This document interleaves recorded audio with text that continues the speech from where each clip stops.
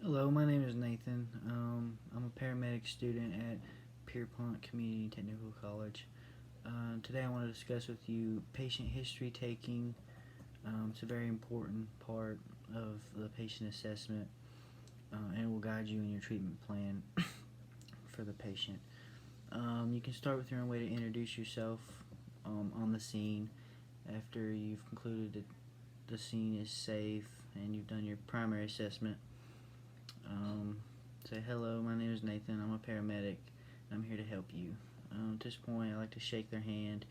At the same time, with my other hand, check the radial pulse, check for the rhythm, the rate, the strength. And say, I'm going to help you in every way I can, but first let me ask you a few questions to help me find the right path in my treatment.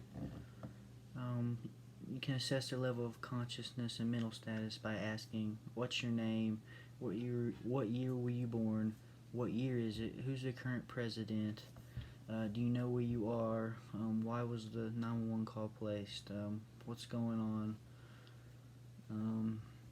If they're alert and oriented 456, GCS 15, they should be able to tell you exactly what's going on.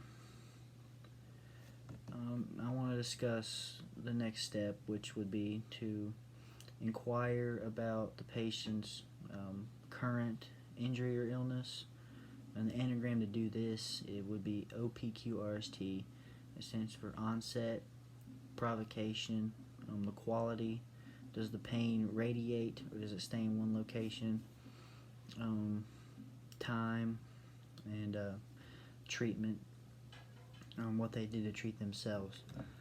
So let's run through that really fast. So when did this start? Was it overnight or was it suddenly? What happened to bring this on? Can you do anything to make it better, or does anything relieve the symptoms? Are you having any pain? If so, describe to me how it feels. Such things like burning, stabbing, stinging, crushing, pain. Those are just examples. Can you point to the place that hurts the most? Does it hurt anywhere else or around the area or radiates? On a scale of 1 to 10, where would you place your pain at? 0 being no pain at all, 10 being your worst pain you could imagine. Severity. Has it gotten better or worse since you began having these symptoms? The time of the pain or the illness. The treatment. Have you taken anything or done anything to help you alleviate your symptoms? Next, find out about their past medical history as a whole. That way your treatment doesn't interfere with any illnesses or disease or allergies they may have or have had. The anagram for this would be sample, signs and symptoms, allergies, medications they take, any pertinent history, last oral intake, and the events leading up to. So, sample, look for obvious signs and symptoms, such as a cough in the case of a medical call, or in the case of a trauma, contusions or burns. Find out about anything the patient may be allergic to, food as well as medicine, allergies.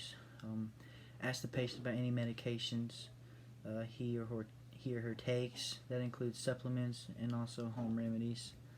That's the medication. Find out about any past diseases, surgeries, psych episodes, any past traumas, falls, breaks, fractures. That's the pertinent history portion. Ask the patient about the last thing they ingested. This could very well tie into what they are allergic to. Like if they say they just had a peanut butter and jelly sandwich, but they tell you that they're allergic to peanut butter, and they're showing signs of anaphylactic shock, you might know what the problem is, and it very well helped you in your treatment plan. Find out what the patient was doing when the illness or injury occurred. Ask the patient about habits such as smoking and or drinking. They may not want to answer this, but you should remind them that any information that they give you will remain confidential.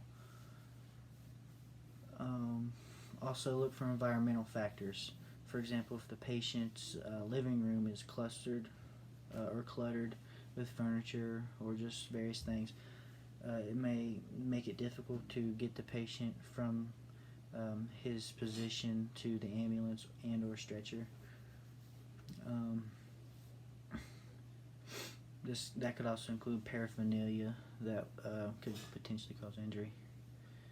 Look for risk factors, other risk factors, such as the environment, like look left, look right, look down, look up, take a deep breath, look for anything that could be causing the patient harm in the environment. For example, if he's having a difficult time breathing, and you smell and see cigarette smoke fumes in the air, then that could very well tie into the kind of symptoms he's having. And this was just a quick rundown of the proper way to obtain a patient history. I hope you guys enjoyed.